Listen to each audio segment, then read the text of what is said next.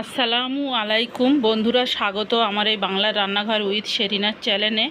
আশা করি আপনারা সবাই ভালো আছেন। আল্লাহর ইচ্ছায় আমরাও ভালো আছি। তা দেখুন আমি আজকে কি রান্না করব, আপনারা সবাই দোয়া করবেন আমাদের জন্য। আমি প্রথমে কড়াইতে কাঁচা পেঁয়াজ ঝাল দিয়ে তারপর আমি তেলটা দিয়ে আমি পেঁয়াজ ঝালটা হালকা করে ভেজে নেব। ভেজে নেওয়ার পরে আমি কি রান্না করি আপনারা দেখুন। জানেন তো কি রান্না করব, আজকে বরবটি রান্না করব। আমি চিংড়ি মাছটা ভেজে রেখেছিলাম, এই চিংড়ি মাছ দিয়ে আজকে আমি বরবটি রান্না করব। রোজার মাসে তো বেশি খাওয়া যায় না, একদম সামান্য অল্প তরকারি রান্না করছি। আর এর সঙ্গে তো আরও অন্য কিছু তরকারি রান্না হবে, সেগুলো আপনাদেরকে পরে দেখাবো।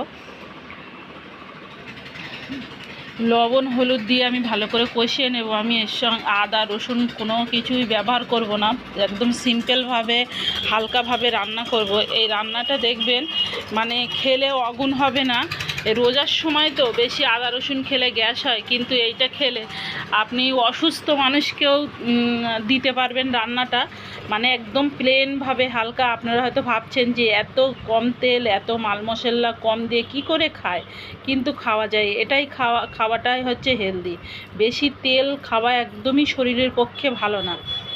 বন্ধুরা দেখুন, আমার তো মানে একটু মনে হচ্ছিল যে কিছুই তো দেয়নি, তো একটু জিরে ফোড়ন দিলে ভালো ছিল। তা ওই জন্য মনে এসছে বলে পরে আমি অল্প করে জিরে দিলাম, দিয়ে একটু হালকা করে ভেজে নিয়ে নাড়াচাড়া করছিলাম। নাড়াচাড়া করতে করতে দেখেন এবারে আমার পানিটা শুকিয়ে গেছিলো, ওই জন্য আমি হালকা করে একটু পানি দিয়ে আরও 2 মিনিট কষিয়ে নেব। কষিয়ে নেবার পরে আবার একটু কষিয়ে নেব। দেখেন এইভাবে আমি ঢাকা দিয়ে দিয়ে রান্না করব হালকা আঁচে। তা আমি এখন এবারে মানে এই পানিটা মরার জন্য একটু আরও 2 মিনিট ঢাকা দিয়ে রাখবো। তারপরে দেখব যে রান্নাটা কেমন হয়েছে। বন্ধুরা এই রোজার সময় আপনাদের মানে কি খেতে ভালো লাগে বলুন তো? সন্ধ্যের সময় ইফতার করে আমার তো কিছুই খেতে ভালো লাগে না, পানি খেয়ে আমার খুব কষ্ট হয়।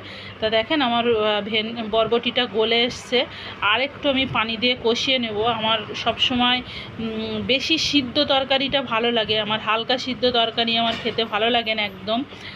আর আপনাদের বেশি সিদ্ধ তরকারি খেতে ভালো লাগে না হালকা সিদ্ধ তরকারি খেতে ভালো লাগে? যেহেতু আমি সবজিটায় ঝোল রাখবো না, ওই জন্য এই পানিতে আমার রান্না হয়ে যাবে। আমি একটু হালকা আঁচে রান্না করব। হালকা আঁচে রান্না করলে সবজিটা সিদ্ধ হয়ে গেলেই আমি নেমে নেব। সিদ্ধ হয়ে গেছে, আর একটু হলেই হয়ে যাবে। তো বন্ধুরা প্লিজ প্লিজ প্লিজ আমার চ্যানেলটাকে সাবস্ক্রাইব করবেন প্লিজ। দেখেন ঝোল দেওয়ার পরে কত সুন্দর কালার চলে এসছে।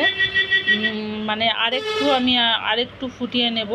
মানে দেখেন আমার সবজিটা গলে গেছে, এবার আরেকটু হলে হয়ে যাবে। আমি দেখেন আমার রান্নাটা একদম এত সুন্দর হয়েছে, খেতে খুবই ভালো লাগবে। এটা আপনি রুটির সঙ্গেও খেতে পারেন, পরোটার সঙ্গেও খেতে পারেন, বা গরম গরম ভাতের সঙ্গেও খেতে পারেন। বরবটি ভাজাও খাওয়া যায়, কিন্তু রান্নাটাও ভালো লাগে। তা দেখুন আমার রান্নাটা হয়ে গেছে। বন্ধুরা প্লিজ আবারও বলছি আমার চ্যানেলটাকে সাবস্ক্রাইব করবেন প্লিজ প্লিজ প্লিজ। দেখেন কি সুন্দর কালার চলে এসছে, দেখেছেন? আল্লাহ হাফেজ।